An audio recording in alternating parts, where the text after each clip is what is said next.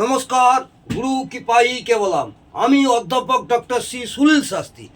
আজ আমি আপনাদের বলবো যেসব জাতক জাতিকাদের দশম ভাবে রাহু গ্রহ বসে আছে তাদের কি ফল হয়। জন্ম কুণ্ডলিতে লগ্ন সাপেক্ষে দশম ভাবে যদি রাহু গ্রহ বসে থাকে কি ফল হয় সেই সম্পর্কে আলোচনা করছি।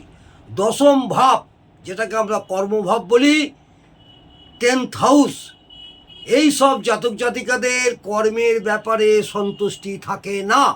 এই সব জাতক জাতিকাদের কর্মের ব্যাপারে সন্তুষ্টি থাকে না।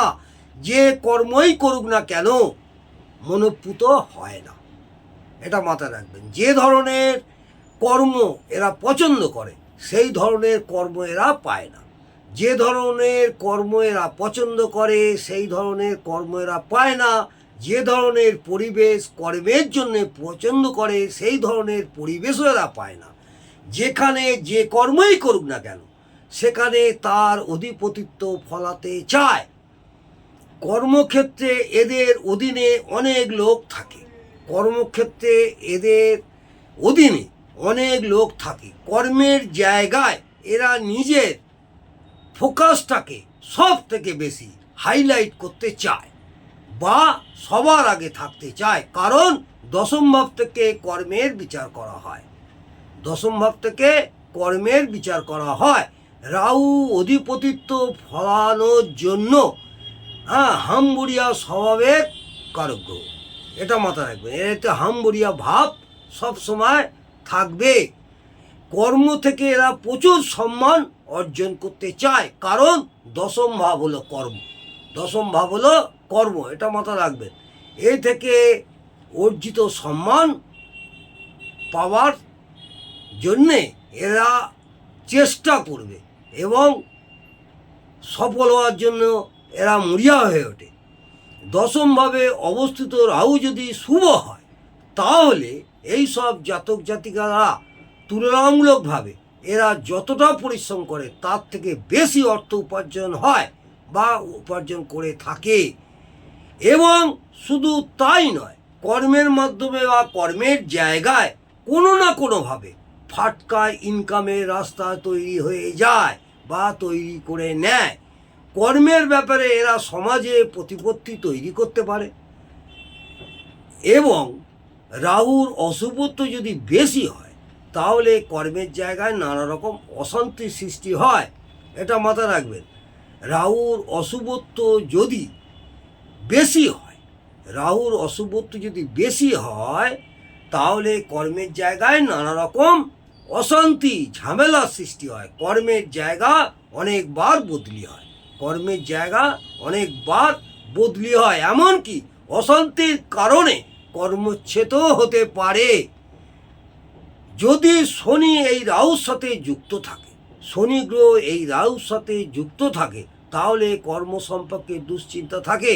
যদিও রাহু গ্রহের মিত্র গ্রহ হচ্ছে শনি গ্রহরাজ, এই শনি যদি রাহুর সাথে যুক্ত থাকে তাহলে কর্ম সম্পর্কে দুশ্চিন্তা থাকে। উপযুক্ত পরিমাণ পারিশ্রমিক পাওয়া যায় না, অর্থাৎ শনি ও রাহু মিলিতভাবে কর্মের অসফলতা সৃষ্টি করে, এটা মাথায় রাখবেন। কর্মের অসফলতা সৃষ্টি করে। দশমভাবে শনি রাহু একসাথে থাকলে অনেক কায়িক পরিশ্রম করতে হয়। দশমভাবে শনি গ্রহ এবং রাহু যদি একসাথে থাকে তাহলে অনেক কায়িক পরিশ্রম করতে হয়। বেশিরভাগ ক্ষেত্রে 40 বছর বয়সের পর উন্নতি বা সুখের মুখ দেখবে এই সব জাতক জাতিকারা। 40 বছর আগে পর্যন্ত এদের খুব কষ্টদায়ক কায়িক পরিশ্রম করে এদের চালাতে হয়। এরা 40 বছরের পর উন্নতি বা সুখের মুখ দেখবে এই সব জাতক জাতিকারা। এরা সাধারণত কোনো আদর্শ মেনে চলতে চায় না। এরা সাধারণত কোনো আদর্শ মেনে চলতে চায় না, কারণ রাহু হচ্ছে বেপরোয়া স্বভাবের কারক। রাহু হচ্ছে বেপরোয়া স্বভাবের কারক ও দশম ভাব থেকে আদর্শ বিচার করা হয়, এটা মাথায় রাখবেন। দশম ভাব থেকে আমরা আদর্শ বিচার করে থাকি। ভোগবিলাসের যত রকম অনুষ্ঠান হয়, ভোগবিলাসের যত রকম অনুষ্ঠান হয় সেই সমস্ত অনুষ্ঠানে এরা যোগদান করতে ভালোবাসে। কিন্তু ধর্মীয় অনুষ্ঠানে যোগদান করতে একদম পছন্দ করে না। এইসব জাতক জাতিকারা ধর্মীয় অনুষ্ঠানে যোগদান করতে একদম পছন্দ করে না, কারণ দশম ভাব থেকে যে কোনো অনুষ্ঠানের কর্মসূচি বিচার করা হয়। ও রাহু ভোগবিলাসের কারক। রাহু সর্বদাই জানবেন ভোগবিলাসের কারক। এদের মধ্যে তুলনামূলকভাবে চঞ্চলতা বেশি থাকে। এদের কর্মের উন্নতিতে কোনো ভিন্ন জাতের মানুষ, ভিন্ন ধর্মের মানুষ বা নিম্ন সম্প্রদায়ের মানুষ সাহায্য করে, কারণ দশম ভাব হলো কর্ম, রাহু হলো অন্য ভাষাভাষীর কারক, নিম্ন সম্প্রদায়ের কারক। কর্মের জন্য অনেক সময় এদের বাইরেও যেতে হতে পারে, কর্মের জন্য এদের অনেক সময় বাইরেও যেতে হতে পারে, কারণ রাহু বিদেশের কারক। এটা মাথা রাখবেন। রাহু হচ্ছে, এর আগেও আপনাদের জানিয়েছি, রাহু হচ্ছে বিদেশের কারক। এরা খুব অভিমানী হয়।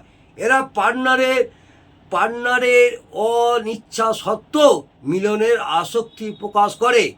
পার্টনারের অনিচ্ছা সত্ত্বেও মিলনের বা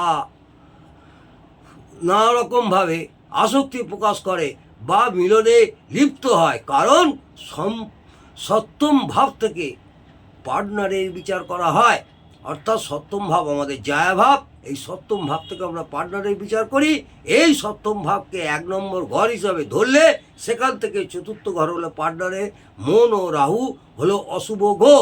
সেখান থেকে 1 নম্বর ঘর হিসাবে ধরলে সেখান থেকে চতুর্থ ঘর হলো পার্টনারের মন ও রাহু হলো অশুভ গ্রহ, ভোগের কারক গ্রহ।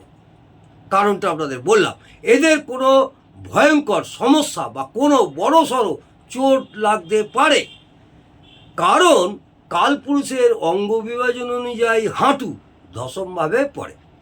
কালপুরুষের অঙ্গ বিভাজন অনুযায়ী হাঁটু আমাদের দশমভাবে পড়ে। ও রাহু হলো ভয়ঙ্কর কোনো ঘটনার কারক। রাহু হলো ভয়ঙ্কর কোনো ঘটনার কারক। ভোগের ব্যাপারে এদের মন কখনো ভরে না বা তৃপ্তি পায় না, কারণ একাদশ হলো মনের ইচ্ছা পূরণ আর দশম ভাব হলো দ্বাদশ, অর্থাৎ মন ভঙ্গ। রাহু ভোগের কারক। এটা মাথায় রাখবেন। একাদশ ভাব হলো মনের ইচ্ছা পূরণ আর দশম ভাব হলো দ্বাদশ, অর্থাৎ মন ভঙ্গ, রাহু ভোগের কারক। এদের ছোট ভাই বোনদের হঠাৎ কোনো দুর্ঘটনাও ঘটতে পারে। এদের ছোট ভাই বোনদের, জাতক বা জাতিকা যারা ছোট আছে তাদেরও কোনো দুর্ঘটনা ঘটতে পারে, এটা মাথায় রাখবেন। বা দুর্ঘটনা জনিত কারণে মৃত্যু পর্যন্ত হতে পারে, কারণ তৃতীয় ভাব থেকে ভাই বোন বিচার করা হয় এবং তৃতীয় ভাবকে 1 নম্বর ঘর ধরলে, মাথায় রাখবেন, তৃতীয় ভাবকে 1 নম্বর ঘর ধরলে সেখান থেকে গণনায় অষ্টম ঘর হলো তাদের মৃত্যু বা দুর্ঘটনা। দশম ভাবে অবস্থিত রাহু খুব অশুভ হলে সন্তানের ব্যাপারে খুব দুশ্চিন্তা থাকে। যেসব জাতক জাতিকাদের সন্তান আছে তাদের সন্তানের ব্যাপারে খুব দুশ্চিন্তা থাকে, কারণ পঞ্চম ভাব হলো সন্তান এবং এই পঞ্চম ভাবকে 1 নম্বর ঘর হিসাবে ধরলে সেখান থেকে গণনায় ষষ্ঠ ঘর হবে তার রোগ। ষষ্ঠ ঘর হবে তার রোগ। মনে রাখতে হবে, রাহু যতটা অশুভত্ব পাবে ততটাই অশুভ ফল দেবে, ও যতটা শুভত্ব পাবে ততটাই শুভ ফল দেবে। আজকে আমি এই পর্যন্ত রাহু গো জাতক জাতিকাদের দশম ভাবে থাকলে কি ফল হয় সেই সম্পর্কে বললাম। যেসব ভাই বোনেরা জ্যোতিষ নিয়ে চর্চা করছেন বা জ্যোতিষ শিখছেন, তাদের বিচারের সুবিধার্থে আমি এই আলোচনাটা করি, বা এর আগে বিগত কয়েকদিন আগে 1 থেকে 9ম ভাব পর্যন্ত বলেছি, লগ্ন থেকে 9ম ভাব পর্যন্ত বলেছি। আজ আমি আপনাদের দশম ভাব সমাপ্ত করলাম। যদি আপনাদের এই ভিডিওটা ভালো লাগে অবশ্যই কমেন্টে জানাবেন এবং একটি লাইক করে উৎসাহিত করবেন। নমস্কার, জয় মা তারা। ভালো থাকুন, সুস্থ থাকুন, আনন্দে থাকুন।